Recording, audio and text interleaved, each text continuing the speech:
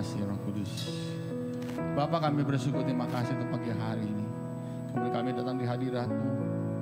Kami percaya Engkau-lah Tuhan Allah yang kami sembah, kami tinggikan. Menyertai setiap kami pada siang hari ini, tempat ini.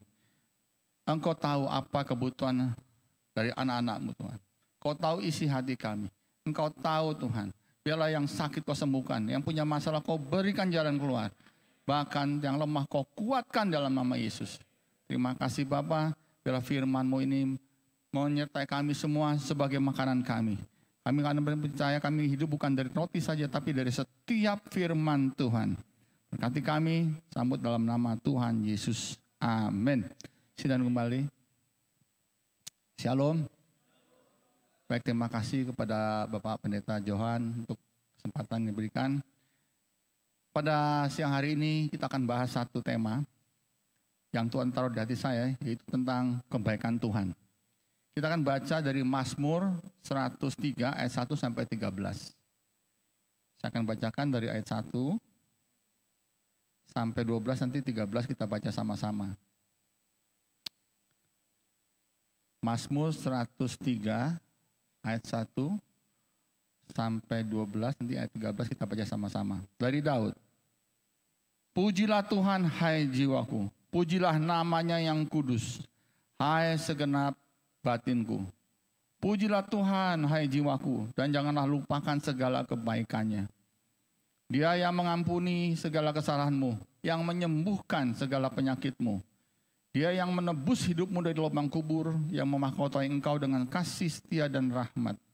Dia yang memuaskan hasratmu dengan kebaikan, sehingga masa mudamu menjadi baru seperti pada burung raja wali. Tuhan menjalankan keadilan dan hukum bagi segala orang yang diperas. Ia telah memperkenalkan jalan-jalannya kepada Musa, perbuatan-perbuatannya kepada orang Israel. Tuhan adalah penyayang dan pengasih, panjang sabar dan berlimpah kasih setia. Tidak selalu ia menuntut dan tidak untuk selama-lamanya ia mendendam. Tidak dilakukannya kepada kita setimpal dengan dosa kita, dan tidak dibalasnya kepada kita setimpal dengan kesalahan kita. Tetapi setinggi langit di atas bumi, demikian besarnya kasih setianya atas orang-orang yang takut akan Dia. Sejauh timur dari barat, demikian dijauhkannya dari kita pelanggaran kita. Sama-sama 2, 3. Seperti Bapa sayang anak-anaknya, demikian Tuhan sayang kepada orang yang takut akan Dia. Amin. Saudara, ketika saya nyiapkan renungan atau firman Tuhan ini, ya, tiba-tiba Roh Kudus itu ingatkan, terutama pada ayat yang kedua. Ya, ayat kedua, pujilah Tuhan hai jiwaku, dan janganlah lupakan segala kebaikannya. Nah, Roh Kudus tiba-tiba bilang begini, kamu, saya gitu ya, ingat nggak kebaikan Tuhan? Dikatakan di sini segala kebaikannya. Tiba-tiba yang pikiran saya yang keluar itu cuma masalah-masalah, saudara. Ya, persoalan-persoalan yang sedang saya hadapi. Saya nggak pernah mikirkan ingat kebaikan Tuhan. Tapi saya belajar, Daud ini dikatakan pujilah Tuhan hai jiwa. Jiwa itu menyangkut pikiran, perasaan, dan kehendak. Sama kayak kita. Kadang-kadang pernah nggak kita berpikir kebaikan ibu kita pada kita? Kebaikan orang tua kita pada kita, pernah nggak? Saya lagi berpikir orang tua saya tuh baiknya di mana ya? Dia melahirkan kita, membesarkan kita. Kita kalau salah ya dimarahin, ya dijewer atau diapain ya kan? Suruh sekolah, suruh ini dan sebagainya. Kita harus bangun pagi dan sebagainya. Kapan kita pernah tahu ibu kita baik? Ada satu cerita, seorang anak perempuan ya, kecil sekitar 10 tahun, 11 tahun tuh. Sering ditegur, diarahkan ibunya. Sampai satu kali dia tuh jengkel. Dia tinggalkan rumahnya. Dia mau hidup sendiri lah, jauh dari ibunya. Nah, setelah dia berjalan beberapa lama sampai satu saat perutnya lapar, saudara. Dia mampir ke warung bakmi. Dia bilang sama yang tukang mie, Pak, tolong saya Pak, saya lapar belum makan. Saya nggak bawa duit katanya. Nah, lalu si Tuami ini bikin, dikasih dia, lah nih kamu kasih, saya kasih gratis. Setelah makan, anak ini bilang apa tuh? Terima kasih Pak, Bapak baik sama saya gitu. Si Tuami ini ngomong gini, loh ibu kamu mana? Ada di rumah. Saya minggat dari rumah karena ibu saya cerewet. Ya saya dimarahin dan sebagainya. Lalu dia bilangin, nak pulang. Kamu gak pernah tahu betapa ibumu bukan cerewet, tapi ibumu sayang sama kamu. Seperti tadi lagu ya, seperti bapak sayang anaknya. Jadi sayang sama kamu. Kamu dibuatkan makan, dimandiin, dicuciin bajunya dan sebagainya. Pernah gak kamu ingat kebaikan ibumu? Enggak katanya. Lalu anak itu nangis, dia pulang. Ya ketemu ibunya, baru sampai di rumah. Ibunya tuh gak nanya apa tuh. Ayo makan, sudah disediain di meja. Kaget, anak tuh nangis minta maaf sama ibunya. Dia baru tahu, ibunya tuh baik. Demikian kita. Kadang-kadang kita juga sama Tuhan tuh begitu saudara. Begitu ada masalah ngomel-ngomel sama Tuhan. Katanya Tuhan baik, apanya baik? Saya doa, gak dijawab Tuhan, malah saya dipecat dari pekerjaan dan sebagainya. Masalah-masalah. Kita berpikir, seakan-akan kalau ada masalah yang salah Tuhan. Pernah gak merasakan kebaikan Tuhan? Di sini dikatakan segala kebaikannya. Artinya PR buat kita semua pulang. Nanti coba tulis. Kebaikan Tuhan itu dalam hidup kita apa aja. Mungkin saudara berpikir, apa sih perlunya memikirkan kebaikan Tuhan saudara. Orang yang gak pernah memikirkan kebaikan Tuhan, gak pernah bisa bersyukur. Istilahnya Tuhan tuh nolong kita buat apa? Betul gak? Kita ini manusia berdosa, egois, sombong atau bagaimana tuh. Tapi Tuhan tuh yang lebih kuasa dari kita. Baik sama kita. Nah, kita akan belajar. Ya, di sini ada berikutnya dikatakan apa sih alasan kita merenungkan kebaikan Tuhan? Ada beberapa poin. Yang pertama, pada ayat ketiga coba perhatikan. Daud menulis di sini karena dia tahu bahwa yang pertama Allah itu baik karena Dia yang mengampuni segala kesalahanmu. Saudara, kita punya Tuhan Yesus yang mau mati di kayu salib untuk nebus dosa-dosa kita. Dia menghapus, dikatakan, mengampuni segala kesalahan. Tadi kita mengingat segala kebaikan Tuhan, tapi Tuhan sebaliknya menghapus segala kesalahanmu, mengampuni segala kesalahanmu. Bayangkan, kita punya Tuhan yang gak hitung-hitungan. Dia menghapus, melupakan segala kesalahan kita. Tuhan yang seperti ini, mana ada sama Tuhan yang penyembah-penyembah yang lain, saudara? Gak ada. Di Kristen, di Alkitab tertulis hanya Yesus yang bisa mengampuni dosa kita. Amin. Kalau gitu bukankah Tuhan itu layak kita renung sebagai kebaikan? Wah, saya punya Yesus yang baik sekali. Dia mau mengampuni segala kesalahan saya. Saya ini orang yang bejat misalnya kan. Saya ini orang yang berdosa, orang yang sering melakukan kesalahan-kesalahan. Tapi Tuhan itu mau mengampuni segala kesalahan. Itu nomor satu. Yang kedua, menyembuhkan segala penyakit. Kata segala disebut lagi. Segala penyakit. Coba apa yang pernah disembuhkan di Alkitab kalau saudara baca. Di sini yang pernah disembuhkan Tuhan siapa? Pernah yang lain mujizatnya. 1, 2, 3. Puji Tuhan, beri kemenangan buat Tuhan kita. Yang nggak tahu sakitnya apa, tapi itu yang luar biasa. Saya dulu pernah ngalami juga. Istri saya angkat otak juga toh. Pernah sampai dibuka sini. Saya pernah doain dia 1 kali sampai tumornya, kankernya hilang semua. Blok, nggak ada. Ya, kemudian saya sendiri juga mengalami jantung, kata dokter mesti pasang ring. Waktu itu sampai dibawa anak saya suruh ke Penang. Di Penang saya ketemu Yesus di ruang kateter yang mau sebentar lagi masuk itu. Yesus di sebelah kanan pakai baju putih biru kemuliaan begitu. Saya bilang, sahabatku mana kok nggak datang? Datang Yesus. Langsung saya minta tolong dah, dada saya dikusuk-kusuk aja lah. Saya nggak ngerti apa pokoknya dadanya sama tangan penuh kuasa. Apa yang terjadi? Saya ingat sampai sekarang. Waktu di kateter sama dokter menemukan pembuluh nadi saya itu ada belembung di tengah, tapi tengahnya udah di dalamnya itu intinya sudah nggak ada. Sumbatannya nggak ada, hilang. Ya, itu beri kemuliaan buat Tuhan kita. Luar biasa. Tuhan Yesus baik. Amin. Kita harus menceritakan kebaikan Tuhan. Dia menyembuhkan segala penyakit kita. Dia bilang, itu kan Bapak, saya gimana? Sama aja, saya waktu itu juga tanya, hari ini pasiennya ada berapa? Bapak yang ke-21. Semuanya pasang ring, pasang. Kira-kira kepasang nggak saya? 70 juta loh, suruh-suruh nyetor kalau begitu ada satu. Tapi karena Tuhan, waduh, jadi kalau pasang ringnya gue susah saudara, mesti makan obat seumur hidup. Sekarang saya bebas. Amin. Malah jantung saya normal, aritmia saya hilang semua. Tekanan darah juga turun semua, normal. Beri kemuliaan buat Tuhan kita.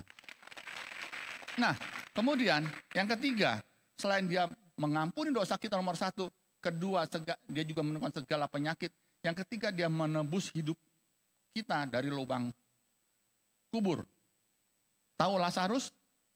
Lazarus sudah dikubur 3 hari, panggil sama Yesus keluar, hidup lagi. Dia dikeluarkan dari lubang kubur.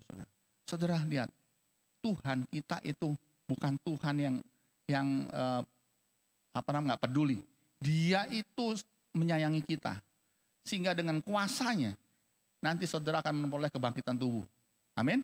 Kita tidak akan mati. Amin. Itu yang ketiga. Nah, setelah Tuhan mengampuni dosa kita, menyembuhkan, ya kan, menjamin, mengeluarkan kita dari lubang kubur, ya. Mungkin saudara lubang kubur itu seperti lubang utang lah. Utang sampai ini Pak Ciputra dulu pernah cerita. Utang dulu dia kayanya sampai 7 turunan nggak habis, gara-gara Krismon 7 turunan utangnya nggak habis. Tapi ketika dia berpaling kepada Tuhan Yesus, dia bersungguh-sungguh kembali sama Tuhannya, utangnya beres, saudara. Amin. Beri kemuliaan buat Tuhan kita, saudara. Luar biasa. Dari lubang utang, ya, yang bisa mengubur kita, Tuhan bisa bebaskan. Kemudian, setelah kita ditebus dari lubang kubur, Tuhan bilang, buat apa Tuhan semuanya? Tuhan bilang berjanji, aku akan memahkotai engkau dengan kasih setia dan rahmat. Dimahkotai loh kita, saudara. Mungkin saudara berpikir kan, benar tak? Ini ada kesaksian, saya barusan dengar, saudara. Ya, di Korea Utara itu waktu jatuh dalam dengan komunis, orang komunis itu paling benci sama orang yang nyembah Tuhan. Saudara. Dia nggak percaya Tuhan. Makanya satu kali ada satu gereja dengan 40 orang di situ, pendetanya sama jemaatnya ada 40. Ditangkap, saudara. Kemudian mau dieksekusi. Ditahan hari ini, penjarakan besok langsung eksekusi. Ke sana cepat sekali, saudara. Nah, waktu itu lagi musim dingin. Mereka ditelanjangi, saudara. Lalu dipanggil satu-satu. Ya, disuruh menyangkal Yesus. Apa yang terjadi? Dari mulai pendetanya dinolak, aku tetap mengasihi Yesus. Dia baik bagi saya. Walaupun kayak begitu, mereka percaya kebaikan Tuhan. Satu, nggak mau setuju, digantung, saudara. Nomor 2 dipanggil dan terus sampai nomor 39. Semua tidak ada yang menyangkal Yesus. Sampai nomor yang ke-40 dipanggil terakhir. Kamu tetap mau menyangkal Yesus atau tidak? Dia bilang, aku tetap terima Yesus, saudara. Wah, puji Tuhan. Berarti harus Tapi apa yang terjadi? Prajurit yang sedang mendampingi mereka, ada satu yang masih muda, dia bilang, tahan katanya. Kenapa? Enggak, sekarang aku percaya bahwa Yesus itu luar biasa. Yesus itu benar ada. Akibatnya apa, saudara? Ini kan prajurit orang komunis loh. Otomatis dihukum mati. Dan dia tetap bersuka cita loh. Bayangin ada prajurit gantikan posisi yang ke-40 karena cuma jatahnya 40 tuh. Dia tolak ya untuk menyangkal Yesus. Akibatnya digantung. Tapi sebelum digantung ditanya sama mereka, kamu kenapa sih mau gantikan posisi orang yang Kristen itu? Dia bilang begini, waktu mereka digantung dari 1 sampai 40 itu mau dieksekusi, saya melihat di awas atas itu ada 40 mahkota, dia bilang. 40 mahkota dia lihat.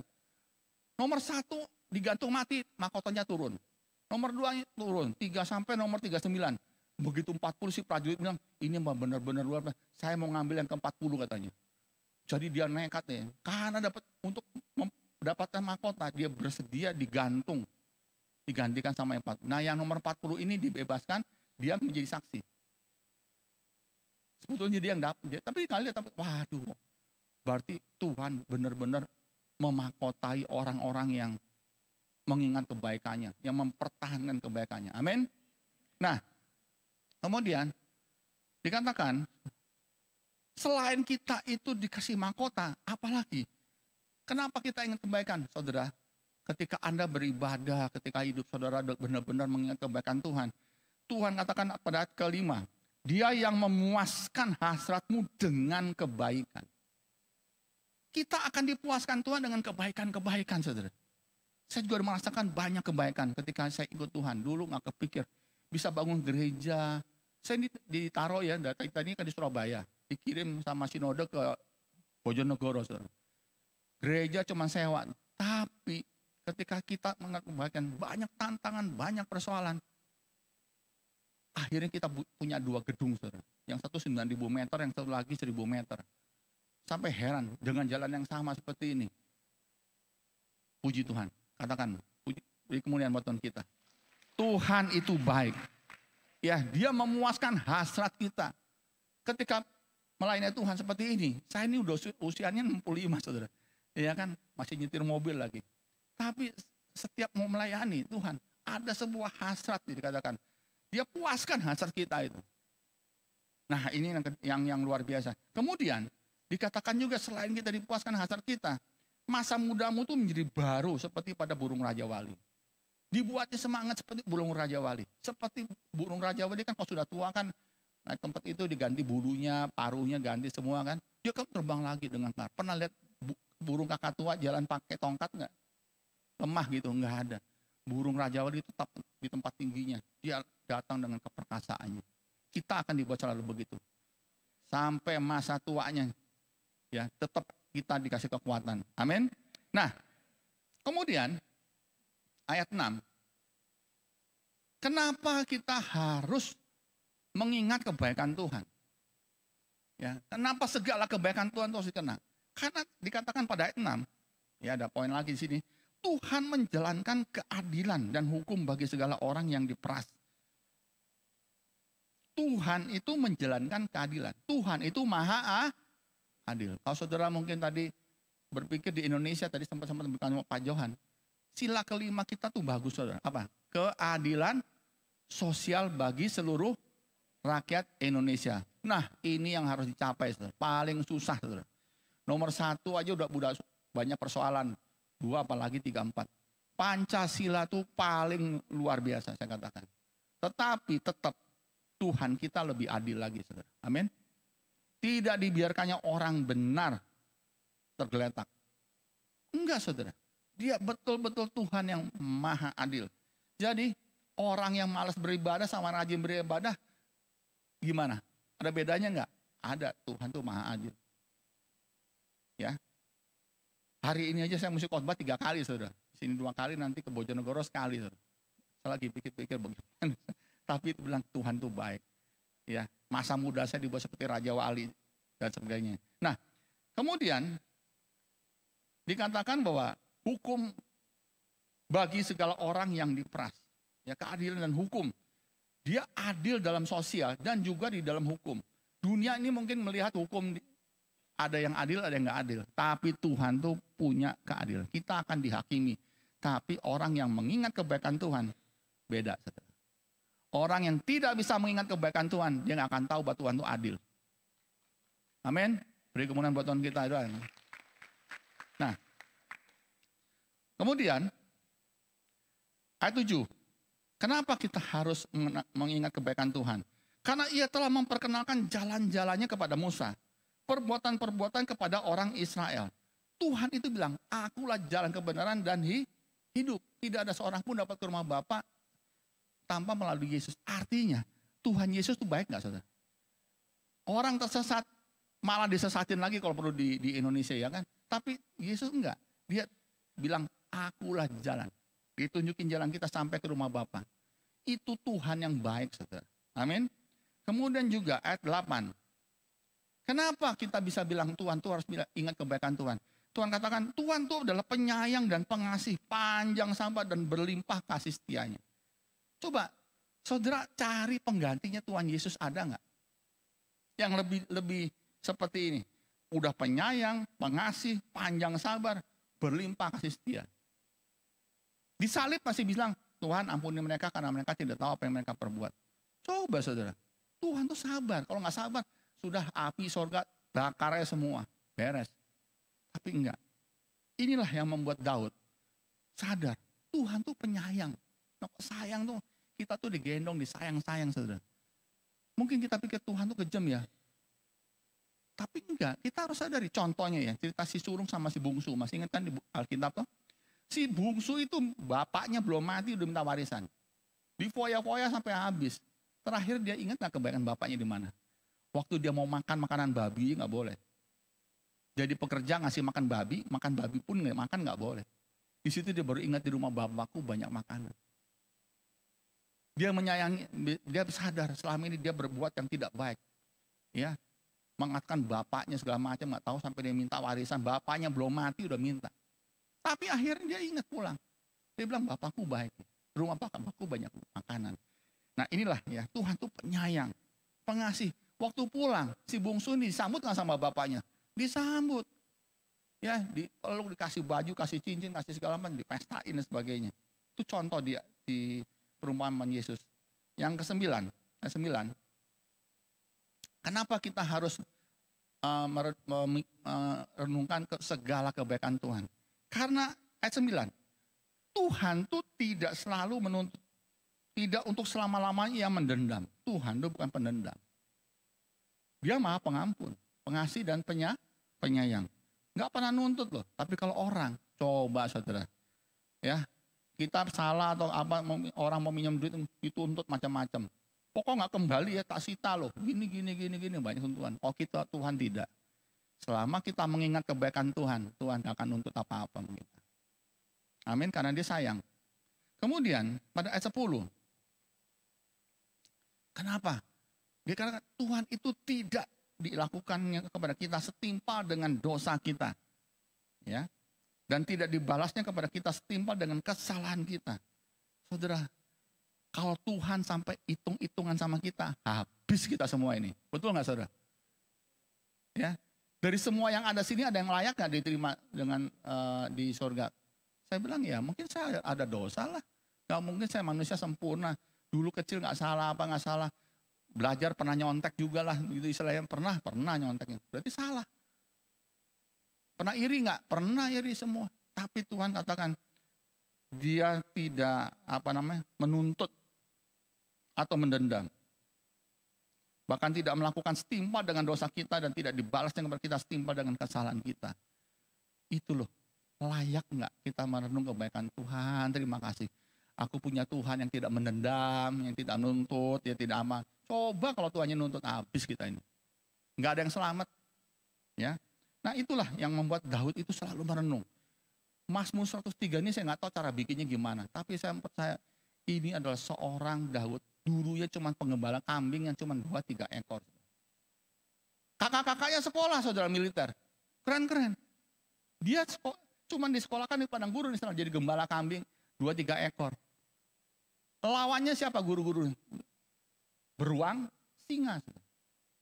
Bayangin.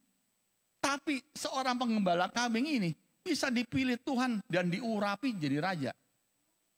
Penggembala kambing dari gembala kambing jadi raja, saudara. Luar biasa kan? Apa itu Tuhan tuh nggak baik? Daud bilang baik. Setelah jadi raja juga jadi pahlawan dia. Dia bisa ngalahkan Goliat sehingga bangsa Israel bebas dari orang Filistin. Kemudian apa yang terjadi? Dikawinkan sama anak raja. Waduh, apa nggak kurang luar biasa? Apakah itu Tuhan tuh nggak baik? Kita tadi sudah diampuni, disembuhkan, ya bahkan juga dimahkotai. Coba diloloskan dari lubang kubur. Itu Tuhan tuh yang kebaikan Tuhan tuh yang itu harus kita renungkan. Saudara. Itu 4 tuh nggak boleh salah. Nah, kemudian ayat yang 11. Tetapi setinggi langit di atas bumi, demikian besarnya kasih setianya atas orang-orang yang takut akan dia. Saudara, orang itu kalau nggak punya takut sama Tuhan itu bahaya. Saudara. Kenapa ada orang bisa korupsi? Kenapa ada orang rumah tangganya bisa kacau balau? Kenapa orang yang hidup nasibnya nggak karuan-karuan? Karena dia tidak takut akan Tuhan. Amin. Kalau saudara mau cari mantu, ya, atau punya mantu, paling gampang tes di mantu, takut Tuhan nggak? Nggak takut Tuhan, jangan dijodohin. Saudara. Parah, saudara. Atau saudara juga mau nikah, lihat pasangannya takut Tuhan nggak? Kalau nggak takut Tuhan, buat apa? Tuhan aja nggak ditakuti, apalagi mertuanya, ya kan? Lawan nggak habis, saudara. Benar, saudara. Saya pernah ngalamin dalam masalah jemaat ya. Ada jemaat bisa ninggalkan jemaat bisa marah-marah, isu-isu gembalanya. Gampang, cek aja tuh orang, pasti nggak takut Tuhan. Orang takut Tuhan nggak gitu. Anda mau punya pegawai, cari pegawai yang takut Tuhan, pasti nggak korupsi. Ingat ya, kalau sama Tuhan yang nggak takut, udah dah kita nggak akan ditakuti. Betul nggak saudara? Iya kan? Jadi kalau kita semua takut Tuhan benar-benar, kita akan dibela sama Tuhan. Dikatakan di sini tadi, ayat 11, setinggi langit atas bumi, demikian besarnya kasih setianya atas orang-orang yang takut akan Dia. Demikian besarnya kasih setia ya orang yang takut Tuhan. Luar biasa saudara.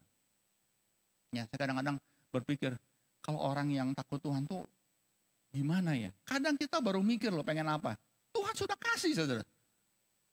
Kadang saya sama istri juga pernah gini, sampai di Bojong sampai ngapain nih kita sore gini ya? Masa makan apa? Nggak usah. Tuhan bilang, Tuhan sediain. Besok bener ada ngirimin makanan ke rumah. Kan luar biasa baik. Kita baru pengen aja Tuhan sudah kasih. Kenapa? Karena besarnya kasih setianya atas orang-orang yang takut akan Dia. Coba kalau nggak percaya. Terbukti saudara. Kemudian ayat 12. Kenapa kita harus ingat kebaikan Tuhan? Karena Tuhan tuh menjauhkan dari kita. Dikatakan begini, sejauh timur dari barat, demikian dijauhkannya daripada kita pelanggaran kita. Coba, tahu nggak jauhnya timur dari barat kayak apa? Kalau saudara pergi dari arah timur, dari sini mungkin sampai ke Papua, terus timur sampai mati pun kelilingin terus timur tuh nggak habis-habis. Betul nggak? Tapi kalau kutub utara nyampe sampai di utara ya situ titiknya. Selatan ya di situ. Tapi kalau utara dan barat itu nggak ada. Begitu jauhnya kita dijauhi dari pelanggaran kita. Apa nggak baik? Kalau Tuhan yang lain barangkali ilah-ilah berhala itu malah mendekat. Kamu dulu melanggar ya. Dieksekusi aja. Dihukum. Macam-macam. Tapi Tuhan kita enggak. Malah dijauhi pelanggaran kita. Contohnya siapa? Petrus. Dia nyangkal Yesus sampai 3 kali. Tapi Tuhan enggak. Tetap dia enggak ingat-ingat lagi. Yesus, Petrus, apakah engkau mengasihiku? Ya kan? Disitulah terjadi satu perbedaan kita dengan ilah lain. Saudara. Ya, nah puncaknya ini, saudara. Kenapa kita bersyukur, ya, memiliki Allah yang baik itu? Karena dikatakan di sini ayat 13. Seperti Bapa sayang kepada anak-anaknya, demikian Tuhan sayang kepada orang-orang yang takut akan Dia. Ini bicara sayang sekarang, saudara. Ya, saudara percaya nggak? Saudara tuh kalau takut Tuhan, Anda akan merasa seperti disayang Tuhan.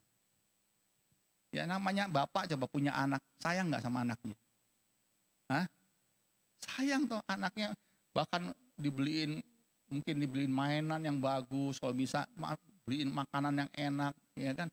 Anak tuh, Bapak tuh sayang, tapi selain itu Bapak sayang juga Bapak mendidik, betul nggak? Kalau dikasih apa yang minta tuh namanya ngawur, saudara. Itu anak jadi manja nanti. Mendidik seorang bapak itu. Dibentuk. Lalu dari sini saya melihat masuk. Saya ingat lagi kepada bapak. Karena papa saya waktu SMP, saya udah meninggal ya. Saya ingat lagi. Iya, papa saya itu dulu ya, jemputin saya dari sekolah. Ya kan, diajak jalan-jalan. Saya masih ingat dibawain ke bank. Ditabungin duit, segala macam ya kan. Waduh. Saya baru berpikir, Bapak di dunia aja baiknya kayak begitu. Masa Bapak yang di sorga nggak lebih dari ini? Saya layak merenungkan kebaikan itu. Karena apa? Saya punya Bapak. Seperti Bapak sayang kepada anaknya. Daud juga demikian. Bapaknya sayang sama Daud. Bukan apa-apa dia suruh jadi gembala kambing domba. Tapi karena dia sayang. Amin. Itu yang membuat kita layak merenungkan kebaikan Tuhan. Yang terakhir itu kan karena dia sayang. Ketika kita tidur malam-malam, Tuhan datang membelai-belai kita. Kita nggak sadar. Bangun pagi, ya, diberkatilah kita. Semua itu karena Bapak. Mana ada Tuhan yang lain kita panggil seperti Bapak? Nggak ada, saudara. Ya, pemain musik bisa ke depan. Jadi, mari pada siang hari ini catat. Ingat kebaikan Tuhan itu. Kalau Anda tidak bisa mengingat kebaikan Tuhan, berarti nggak takut sama Tuhan. Atau pernah mengalami kekecewaan. Ya, biasa itulah yang membuat, kalau Anda lewati Mazmur 103 ini, coba suami istri saling ingat. Coba suami-suami ingat nggak kebaikan istrinya apa? Nah, bajunya dicuciin, disetrika, ya kan? Ingat nggak? Pernah nggak terima kasih sama istrinya? Kalau istri-istri pernah nggak suaminya bilang begitu? Nah, ada yang suaminya bilang pernah. Ada yang istri-istri merasa suaminya nggak pernah bilang begitu terima kasih sama istrinya. Ada nggak? Berani angkat tangan nggak? Ini namanya istri-istri takut suami nih. Mari kita nyanyikan lagunya bagi indah sekali, saudara.